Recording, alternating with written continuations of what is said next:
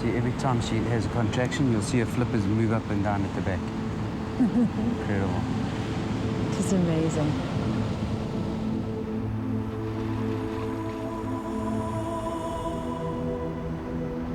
It's a humbling, almost spiritual experience to watch this loggerhead lay her eggs. It's almost as if we've been caught up in her trance while being witness to the circle of life.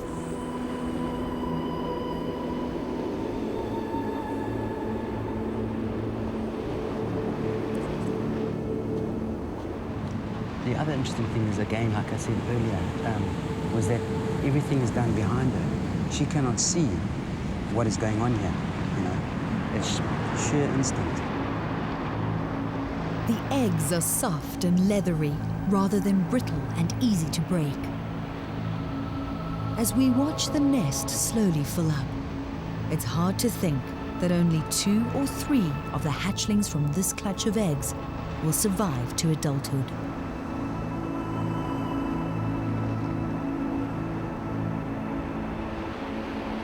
Keep watching. We've got a massive surprise when Wild Limited returns.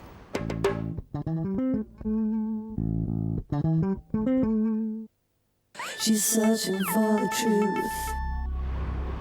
Welcome back to Wild Limited. We're on the track of a mighty leatherback turtle. My height is 5'7". Now take a look at this from the tip of my toes to the tip of my fingers. Look at that track. And no, it's not from a tractor or a piece of earth-moving equipment. This is the track of a leatherback turtle. Leatherbacks are the largest living turtles and are found throughout the world. They can grow to over 2 meters. Oh, there she is. Can you see her yet? Look at that. Look at this. Got to approach her from the back. We've been told never to shine light in her eyes or her face. Here we go. Look at that. Oh, my goodness, she's huge. Loggerheads and leatherbacks are very different. Leatherbacks have no visible shell. Instead, they have a carapace covered with a rubbery skin, which allows them to dive deeper. If you watch carefully, you'll see her carapace is moving ever so slightly as she's busy digging the hole. In the loggerhead turtle's case, it's a far more thick shell, and with her, it's more flexible. Now, just in comparison, I weigh about 55 kilograms. She's weighing in at 700 kilograms, and they can weigh up to a ton. That's a heavyweight to be reckoned with. Leatherbacks are known to cover vast distances. One was recorded to have covered 17,000 kilometers in just 12 months. Yet these ocean travelers always come home to nest.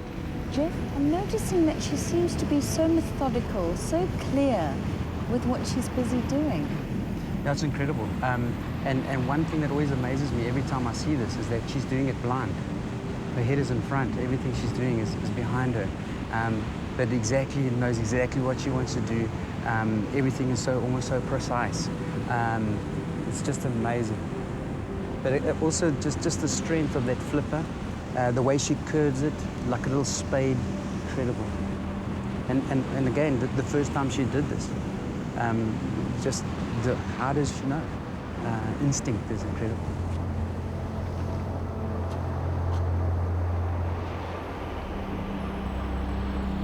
How many sightings have you had over the past 4-year period?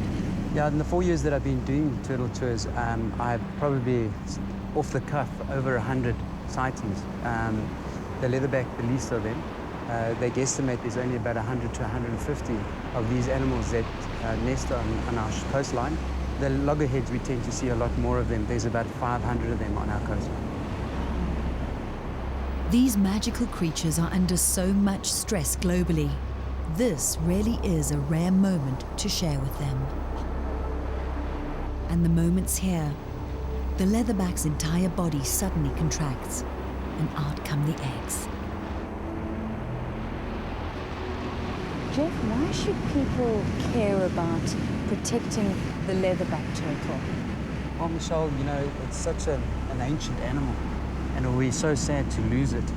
And unfortunately, these animals' eggs are eaten by people.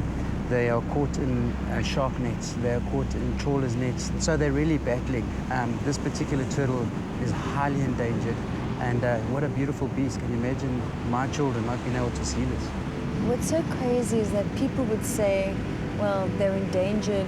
And guess what? We've never seen one in our lives. So why should we protect it? We've never experienced a life seeing turtles. So why should we go out of our way to do it? From a personal point of view, every single animal on this earth, there's a reason for it. And I believe that they should be protected. And very often, it's part of a circle. And if you take out one of those links, the whole thing could collapse. Why should we protect turtles? Because they're world travelers.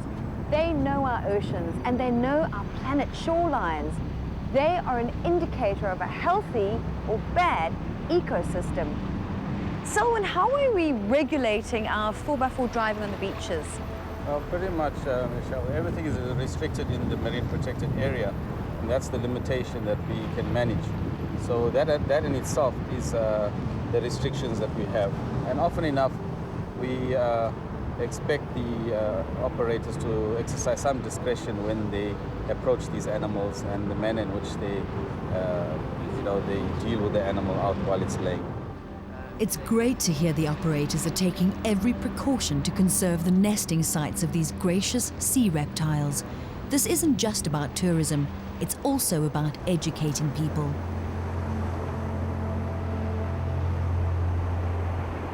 Checking in on our loggerhead female, we discover that she's now finished laying her eggs, but she's still got the grueling job of covering them. With her eggs prone to predation by honey badgers, she often also digs an empty nest that acts as a decoy. Turtles struggle to move on land. Their bulk is not buoyed by the water, nor their movement assisted by currents, and their flippers are adapted for swimming, not walking. So it's an awesomely strenuous process. I don't think you could ever watch them enough. But it's important that they must be around for our children to watch as well. But just to see one lay eggs is just amazing. It's been a test of endurance for this female turtle. Her purpose fulfilled, she methodically heads back to the water. What a big journey, what a big effort. The good part is that her strenuous efforts are not in vain. A couple of months later, her brood of hatchlings dig their way out of the nest and hurriedly crawl some 50 meters to the sea, making the same journey as their mother. And they'll be back someday to the same very beach, and it's up to us to give them a future. They don't call them the magnificent old dames of the ocean for nothing. And right now, the call of that ocean and those waves is just too much.